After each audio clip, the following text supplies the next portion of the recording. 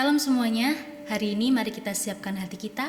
Kita mau datang kepada Tuhan, kita mau menyembah Tuhan, kita mau menikmati hadirat Tuhan. Mari kita berdoa.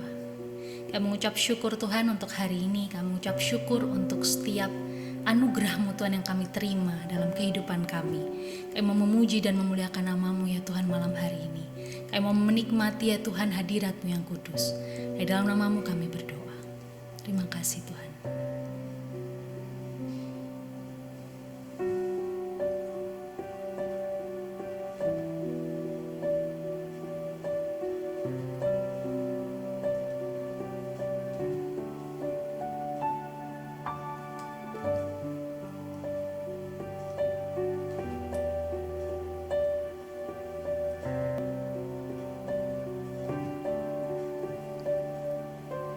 Kemanakah aku dapat pergi menjauhi roh-Mu yang suci, Kau sahabat dan Kau dekat.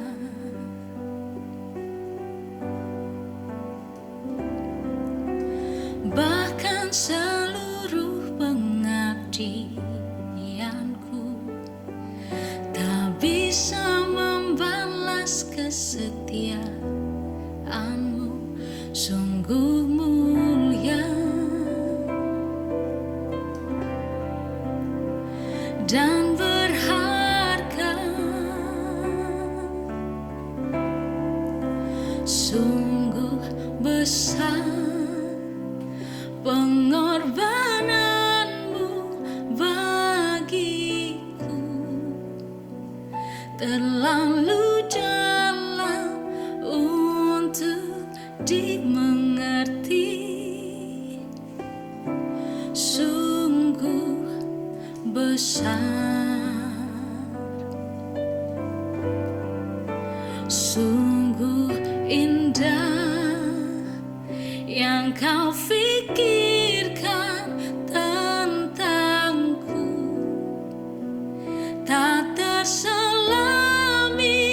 bagiku, sungguh indah.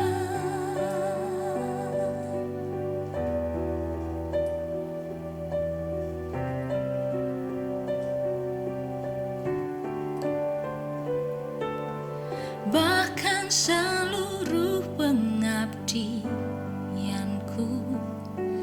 tak bisa membalas kesetiaan-Mu, sungguh mulia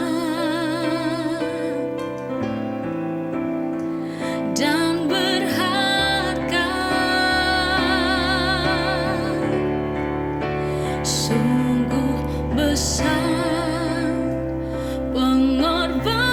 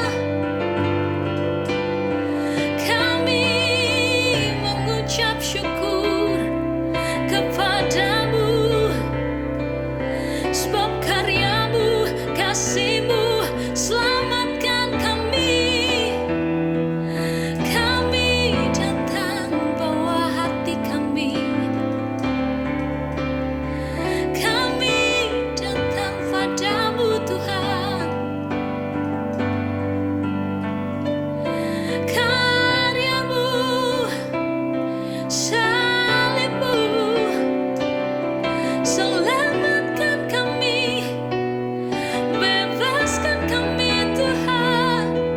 Kami bersyukur, kami mau bermazmur bagi nama-Mu,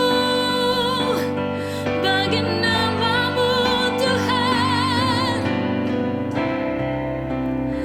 Haleluya.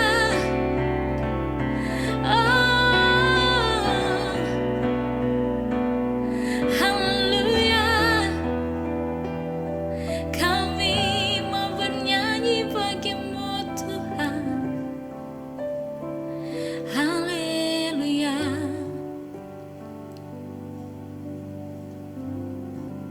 Sungguh besar pengorbanan-Mu bagiku,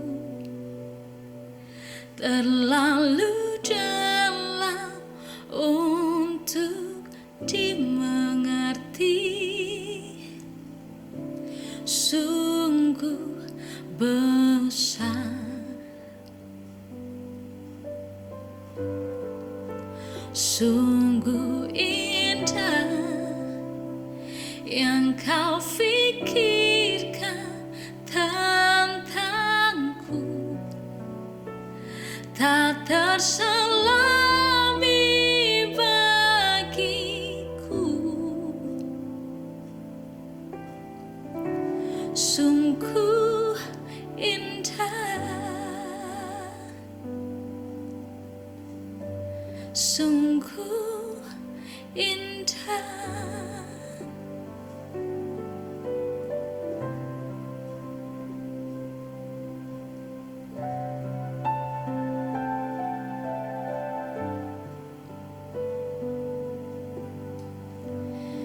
Karena pengorbanan-Mu Tuhan, karena kasih-Mu ya Tuhan, kami dibebaskan, kami memperoleh hidup yang berkemenangan. Dari dulu, sekarang, sampai selama-lamanya ya Tuhan, Engkau bersama-sama dengan kami.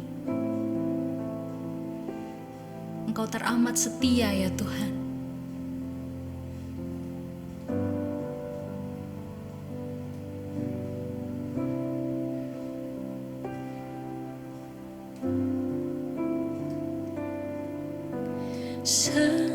Semusim berlalu, namun Kau selalu peliharaku.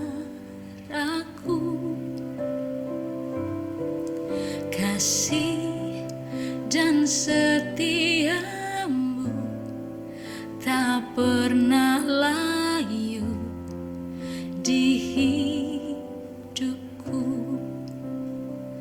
Lebih luas dari samudra kebaikan-Mu Bapa, takkan habis di hidupku.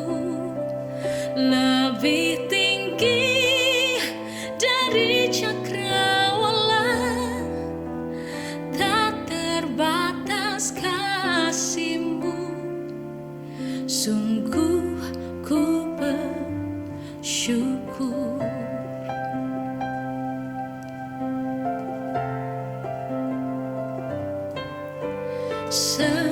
Semusim berlalu, namun Kau selalu peliharaku.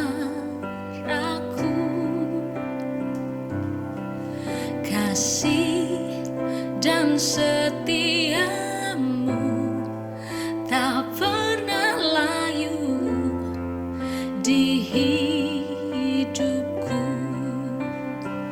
Lebih luas dari samudra kebaikan-Mu Bapa, takkan habis di hidupku.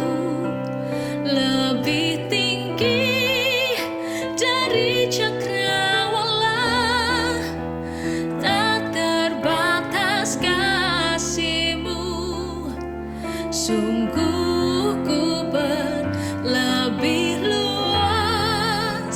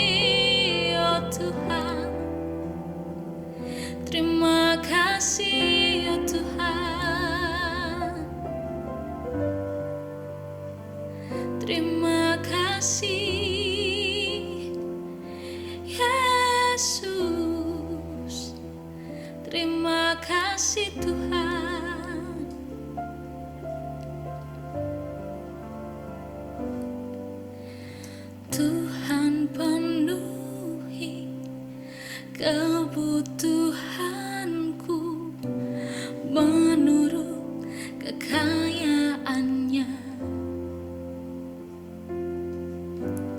Tuhan cukupi keperluanku menurut kemuliaannya.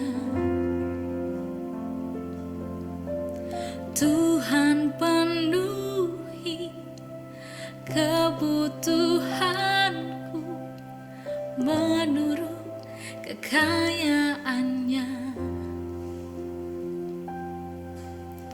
Tuhan cukupi keperluanku menurut kemuliaannya.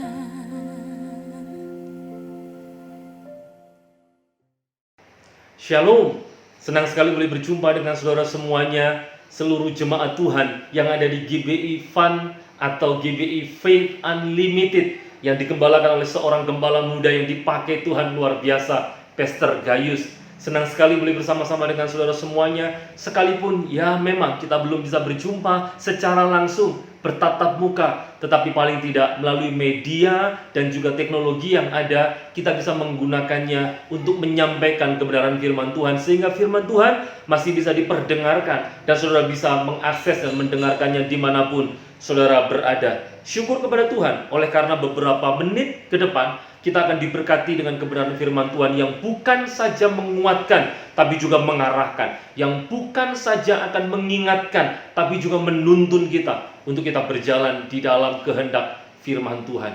Saudara, seperti yang saudara semua ketahui, bahwa dunia tidak sedang dalam keadaan yang baik-baik saja. Ada banyak problematika yang masih harus dihadapi oleh kebanyakan orang, atau saya bisa katakan hampir seluruh orang di dunia. Pasca COVID-19 melanda, dunia mengalami perubahan yang luar biasa. Dan isu ini rupanya masih terus dibicarakan, bahkan sampai 2 tahun ini. Paling tidak kita pasti bisa melihat keadaan perekonomian dunia juga belum pulih. Dan kesusahan demi kesusahan juga dirasakan, bahkan oleh anak-anak Tuhan. Ini menyadarkan kepada kita semuanya bahwa iman Kristen memang bukanlah iman yang menjanjikan bahwa di dalam Tuhan maka kita bebas dari masalah. Tidak. Tapi paling tidak di dalam masalah bersama dengan Tuhan kita akan dikuatkan. Perahu kehidupan kita tidak akan terbalik. Somehow jangkar hidup kita yang berakar di dalam Tuhan itu, yang dikuatkan oleh Tuhan itu, pasti akan terus membawa hidup kita bukan saja mengalami kemenangan, tapi juga dimuliakan di dalam Tuhan. Saudara, kesulitan-kesulitan yang ada, entah itu kesulitan finansial, kesulitan relasi dalam keluarga, oleh karena apa? Biasanya karena keadaan finansial mempengaruhi keharmonisan rumah tangga, atau kesulitan karena kita tidak mampu lagi memenuhkan kebutuhan-kebutuhan rumah tangga. Akibatnya membuat masalah-masalah yang baru lagi datang. Dan itu akan sangat tambah sulit ketika kita memikirkan tentang bagaimana pikiran orang mengenai kita, perkataan orang mengenai keluarga kita. Lebih-lebih misalnya saudara sudah terlanjur mengambil cicilan atau kredit mobil atau motor atau hal-hal yang lain yang karena COVID-19, yang karena kemudian berdampak pada perekonomian keluarga, akibatnya saudara tidak memenuhkan. Lalu saudara mulai berpikir, nanti kalau misalnya diambil oleh leasing, nanti kalau misalnya diambil oleh bank, lalu bagaimana dengan kami? Bagaimana dengan perkataan, omongan orang kepada kami? Saudara dengar baik, rupanya ada banyak orang yang begitu dipengaruhi dan takut dan gelisah tentang penilaian orang lain, yang justru hanya akan menambahkan beban yang ada. Hari ini kita akan melihat bersama-sama sedikit demi sedikit tentang bagaimana seharusnya kita di dalam bersikap mengenai kehidupan kita di tengah situasi yang tidak mudah. Yaitu apa? Jangan fokus mengenai perkataan orang lain terhadap diri kita, tapi fokuslah bagaimana diri kita di hadapan Tuhan. Saya ulang sekali lagi, jangan fokus mengenai perkataan orang lain, tapi lebih berfokuslah mengenai perkataan Tuhan. Sehingga bukan lagi bagaimana image diri kita di hadapan manusia yang kita pentingkan, tetapi image kita di hadapan Tuhan. Saya akan mengajak saudara untuk membaca satu bagian firman Tuhan di dalam 1 Samuel pasalnya yang ke-16. 1 Samuel pasal yang ke-16. Kita tahu bahwa dari alamat ayatnya ini, 1 Samuel pasal 16, maka perikopnya adalah perikop yang terkenal sekali, yaitu di mana seorang muda yang bernama Daud itu diurapi menjadi raja atas Israel. Tapi ada banyak kejadian yang menarik bagi Daud muda ini di dalam menapaki kehidupannya bersama dengan Tuhan. Yang pertama, dia itu diremehkan, tidak dipandang, atau bahkan kalaupun dipandang sebelah mata. Bahkan oleh seorang nabi Tuhan yang hatinya melekat kepada Tuhan sekalipun. Samuel waktu diutus Tuhan memberkati anak Isai, rupanya Samuel tidak mengira sama sekali bahwa anak Isai yang mulai diangkat menjadi raja adalah seorang anak kecil yang kulitnya kemerah-merahan, yang sama sekali tidak menunjukkan ciri-ciri orang yang kekar. Tinggi badannya pun tidak lebih daripada tinggi rata-rata orang Israel pada umumnya. Tapi dengar baik-baik, tidak peduli bagaimana penilaian Samuel terhadap Daud, yang terpenting adalah penilaian Tuhan bagi Daud. Itulah sebabnya kalau kita melihat baik-baik, maka kita akan mengerti tentang perkataan Tuhan yang sangat terkenal, dan kita tentu paham bahwa Tuhan tidak melihat rupa, bahwa apa yang dipandang manusia seringkali berbeda dengan apa yang dipandang oleh Tuhan. Bahkan sekalipun nabi Tuhan itu meremehkan, underestimate kepada Daud, tapi penilaian Tuhan terhadap Daud itu yang menentukan jalan hidupnya. Singkat cerita, kalau saudara baca keseluruhan dari 1 Samuel pasal 16, pasal 17, saudara akan tahu bagaimana pada akhirnya Daud dibawa Tuhan ke Israel, sehingga kemudian dia menjadi volunteer menghadapi siapa? Goliat. Ya, seorang yang dikatakan di 1 Samuel pasalnya yang ke-16, 17 maksud saya, di ayat 23, sebagai pendekar yang hebat. Pendekar yang hebat. Saya bacakan di 1 Samuel pasal 17 ayat 23-nya ini ya. Sedang ia berbicara dengan mereka, tampillah maju pendekar itu. Namanya siapa? Goliat, orang Filistin dari Gad dan barisan orang Filistin. Ia mengucapkan kata-kata yang tadi juga, dan Daud mendengarnya. Dengar baik-baik Bapak Ibu yang dikasih Tuhan. Pada akhirnya Daud yang awalnya dipandang remeh, disepelekan, dipandang sebelah mata oleh nabi Tuhan sekalipun, akhirnya Tuhan bawa, pasca dia diurapi, dibawa ke Israel, menjadi volunteer bagi siapa? Bagi Israel untuk melawan Goliat. Dan dengar baik-baik, bukan hanya nabi yang meremehkan dia, tapi bahkan raja Israel waktu itu, yaitu Saul, pun juga meremehkan dia, saudara. Buktinya apa? Kalau saudara lihat di 1 Samuel pasal 17, saudara akan ketahui bagaimana Saul itu menawarkan baju zirahnya kepada siapa? Daud. Di 1 Samuel pasal 17 ayat 38 itu dikatakan, lalu Saul mengenakan baju perangnya kepada Daud, ditaruhnya ketopong tembaga di kepalanya, dan dikenakannya baju zirah kepadanya. Lalu Daud mengikatkan pedangnya di luar baju perangnya, kemudian ia berikhtiar berjalan. Dia hendak berjalan, dia mau berjalan gitu, dengan menggunakan baju zirah dan ketopongnya si Saul tadi. Maka berkatalah Daud kepada Saul, aku tidak dapat berjalan dengan memakai ini, sebab belum pernah aku mencobanya. Sebetulnya yang terjadi adalah bukan karena Saul atau bukan karena Daud tidak terbiasa menggunakan itu, karena memang pasti kegedean tuh baju zirah dan ketopong milik Daud, milik Saul maksud saya. Pasti kegedean, nggak akan fit, nggak akan cocok dipakai oleh siapa? Daud. Sebab apa? Kalau sudah perhatikan, pada saat pemilihan Raja Israel, Saul itu dipilih karena apa? Karena tinggi badannya itu lebih tinggi dibandingkan rata-rata orang Israel.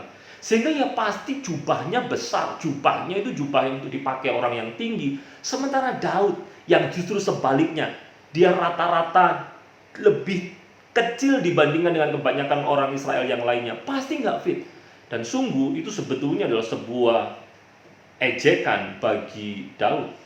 Dan itu dikuatkan dari kalimatnya Saul sebelumnya di ayat 33. Tetapi Saul berkata kepada Daud, tidak mungkin kau dapat menghadapi orang Filistin itu untuk melawan dia, sebab engkau masih muda, sedang dia sejak dari masa mudanya telah menjadi prajurit. Sudah bisa mengerti bagaimana kalimatnya Saul ini?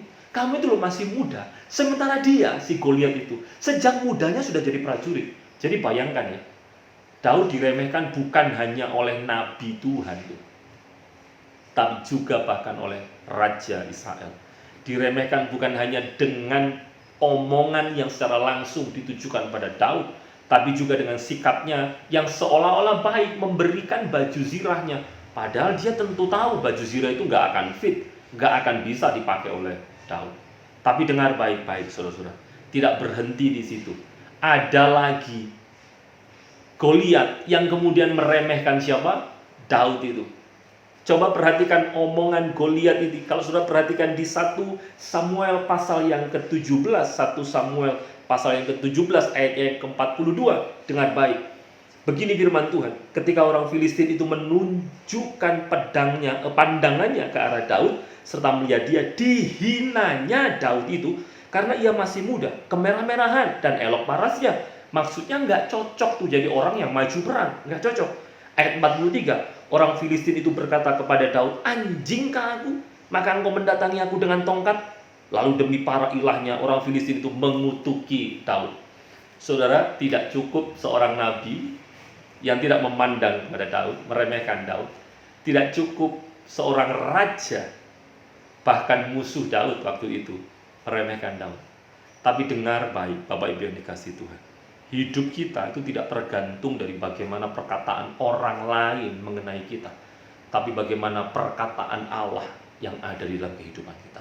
Saya ulang sekali lagi, kehidupan kita tidak sama sekali tergantung dari perkataan orang lain mengenai kita, tapi tentang perkataan Tuhan yang hidup di dalam kehidupan kita. Mana sih yang akan kita pilih? Menyimpan perkataan orang yang mungkin menghina, meremehkan, mengolok-olok kita, atau menyimpan perkataan Allah yang menguatkan, janji-janjinya yang menopang kehidupan kita? Mana yang kita pilih? Jika kita memikirkan perkataan orang lain itu akan mengintimidasi kita, sehingga sekalipun perkataannya tidak berkuasa, tapi karena intimidasi dari perkataan itu bisa saja menjadikan kita lemah, sehingga kita kehilangan arah hidup, semangat hidup untuk menjalani kehidupan. Perkataannya tidak berkuasa, tetapi rupanya itu yang mengganggu kita, sehingga kita terintimidasi dan kita lemah.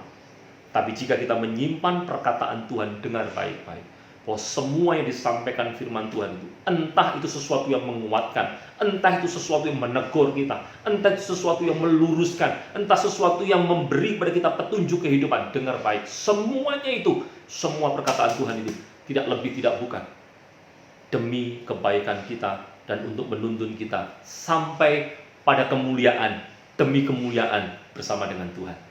Dan lihat baik-baik bagaimana respon orang yang diremehkan itu, yang diremehkan oleh nabi, oleh raja, oleh pendekar musuh dari Israel itu.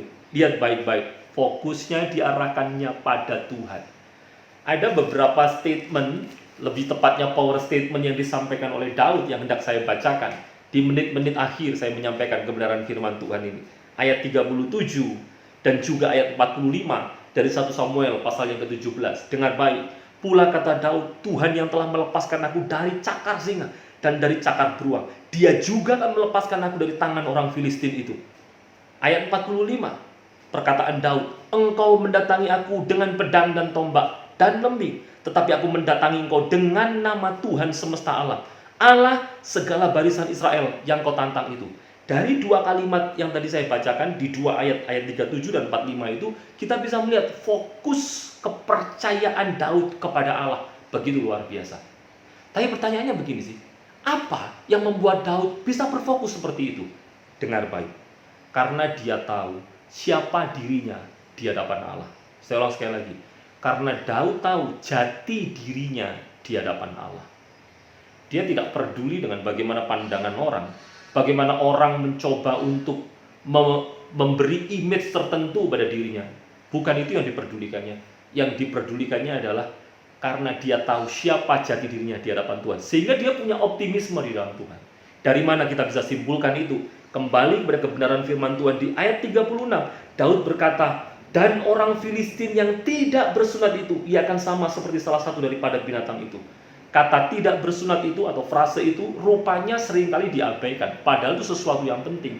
Daud tidak fokus pada apakah Goliat sudah sunat atau tidak, tapi yang sedang atau hendak disampaikan oleh Daud adalah bahwa dia orang bersunat, artinya bahwa dia adalah keturunan Abraham, dan kalau dia keturunan Abraham, dia adalah orang yang berhak menerima janji-janji Tuhan kepada Abraham dan keturunannya. Dengan kata lain, dia tahu bahwa dia adalah orang yang akan menerima janji penyertaan Tuhan dan keselamatan yang daripada Tuhan. Dari situlah muncul optimisme rohani menjalani tantangan hidupnya, menghadapi tantangan hidupnya bersama dengan Tuhan. Bagaimana dengan saudara semuanya? Kita mau fokus tentang perkataan orang lain? Mungkin ada orang yang berkata tentang gereja kita, gereja jemaatnya cuma sedikit, bagaimana mungkin bisa maju? Atau mungkin ada orang yang mungkin mengolok-olok hamba-hamba Tuhan yang ada di gereja kita. Kalau mereka memang benar, tidak mungkin Tuhan sampai izinkan ada hamba-hamba Tuhan yang kena COVID-19 dan yang lain-lainnya. Atau bahkan orang lain sedang mengolok-olok diri kita hanya gara-gara kita mungkin kehilangan sesuatu, kehilangan barang, benda, atau juga properti kita bahkan mungkin. Oleh karena ketidakmampuan kita membayar angsuran KPR dan yang lain-lain. Karena kondisi seperti ini. Tapi dengar baik-baik. Bukan karena perkataan orang yang menjadikan hidupmu menjadi lebih baik. No. Tapi bagaimana perkataan Tuhan yang tersimpan di dalam hati kita. Itu yang akan bekerja, berkuasa, menuntun kita sampai pada kemuliaan dan kemuliaan bersama dengan Tuhan. Mana yang saudara akan pilih? Menyimpan perkataan orang yang bisa saja mengintimidasi kita, atau menyimpan perkataan Allah dan berjalan di dalamnya dan meraih kemenangan bersama dengan Tuhan? Kiranya Tuhan Yesus memberkati kita semuanya, dan melalui perenungan ini saya berdoa ini memberkati serta menguatkan dan memberi arah hidup yang benar kepada kita semuanya. God bless you. Tuhan Yesus memberkati seluruh jemaat GBI Unlimited, Faith Unlimited, dan beserta seluruh hamba-hamba Tuhan, pelayan-pelayan Tuhan, terutama juga Bapak Gembala yang saya hormati. Kiranya berkat Tuhan dicurahkan bagi kita semuanya. Amin. Tundukkan kepala, kita berdoa. Syukur kepada Tuhan karena kebaikan Tuhan mengingatkan kepada kami supaya kami jangan menyimpan perkataan manusia, tapi menyimpan perkataan Tuhan dalam hidup kami, dan kami mau untuk hidup di dalamnya. Memberkati kami, menguatkan dan menuntun kami sampai pada kemenangan demi kemenangan, kemuliaan demi kemuliaan bersama dengan Tuhan. Di dalam nama Tuhan Yesus kami berdoa mengucap syukur. Haleluya. Amin. Tuhan Yesus memberkati kita semuanya. Puji nama Tuhan, saudara. Kita bersyukur kita bisa menyembah Tuhan bersama-sama dan juga mendengarkan satu renungan yang menguatkan dan memberkati kita semua. Saya percaya dimanapun kita berada, Bapak, Ibu, Saudara, semua kita yang menyaksikan akan ibadah yang luar biasa ini, saya percaya kita pasti dikuatkan, dan kami berdoa supaya setiap firman Tuhan yang kita dengar itu juga memberi kepada kita suatu pertumbuhan kerohanian yang membuat kita makin hari makin kuat dan bisa menjadi berkat bagi banyak orang. Sebentar kita akan menutup seluruh rangkaian ibadah kita, dan kita tentunya menutupnya dengan doa. Mari kita satukan hati dan kita berdoa. Kami bersyukur Tuhan untuk kebaikan Tuhan yang luar biasa atas kami. Kami bersyukur karena Tuhan memberikan kami kesempatan untuk boleh menyembah dan meninggikan nama-Mu, bahkan dikuatkan oleh kebenaran firman-Mu. Kami berdoa buat setiap jemaat-Mu Tuhan, dimanapun mereka berada, kami percaya bahwa kuasa daripada firman Tuhan sanggup untuk memberi pada kami suatu pertumbuhan iman yang luar biasa. Dan kami percaya setiap pergumulan-pergumulan yang kami hadapi itu tidak akan mengalahkan kehidupan kami. Karena kami tahu bahwa kuasa firman sanggup untuk menumbuhkan iman dalam kehidupan kami. Memberkati setiap sidang jemaat-Mu dimanapun berada, kiranya kasih karunia Tuhan terus melimpah dan mengaruniakan satu kekuatan yang luar biasa sehingga dapat menjalani hari-hari ini. Dan terima kasih Tuhan, kami menyerahkan setiap kami ke dalam tangan Tuhan. Di dalam nama Tuhan Yesus Kristus, kami berdoa dan mengucapkan syukur. Haleluya. Amin. Amin. Tuhan Yesus memberkati kita sekalian. Kuasa-Mu terlebih besar, Tuhanku terlebih besar. Tak pernah terlambat janji-Mu ya Tuhan, menolong hidupku. Kuasa